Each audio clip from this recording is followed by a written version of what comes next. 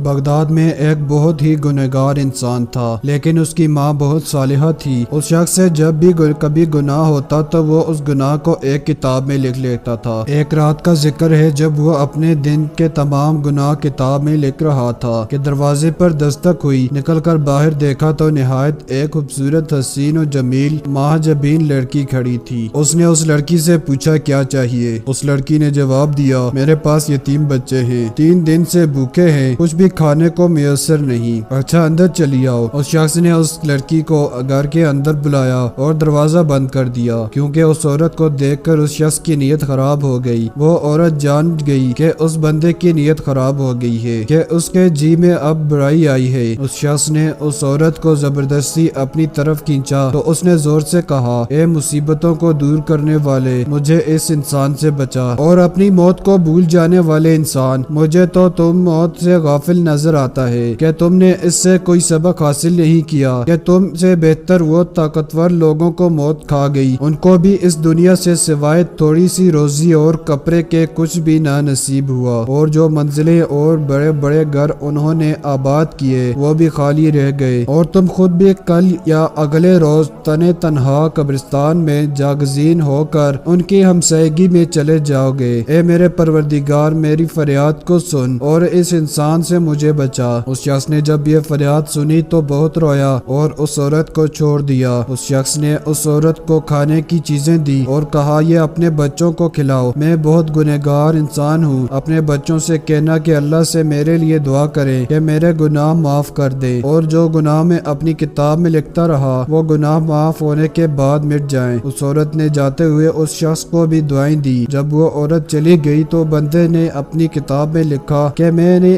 ایک عورت سے آج زنا کرنا چاہا۔ کتاب کھولنے بیٹھ گیا، جیسے ہی اس نے پہلا صفحہ کھولا تو اس پر کچھ لکھا ہی نہیں تھا۔ تمام کتاب چھان ماری، لیکن گناہوں کا تمام ریکارڈ کتاب سے پاک ہو چکا تھا۔ اس شخص نے اللہ کا شکر ادا کیا اور ماں کے پاس چلا گیا۔ ماں کو کہا کہ اس کے گناہ معاف ہو گئے ہیں، کیونکہ میں نے اللہ پاک سے ایک عورت کے ہاتھ پر صلح کر لی۔ اس کے بعد اس نے وضو کیا اور نماز پڑھی اور دعا کی، اے رحمان، اے اللہ، جیسے آپ نے میرے گناہ مٹا دیے، اب مجھے اپنے پاس بلا لے۔ یہ کہہ کر سجدہ کیا۔ ماں نے جب دیکھا کہ سجدہ طویل ہو گیا تو اس کو حرکت دی، دیکھا کہ روح پرواز کر چکی ہے اور اس کا انتقال ہو گیا ہے۔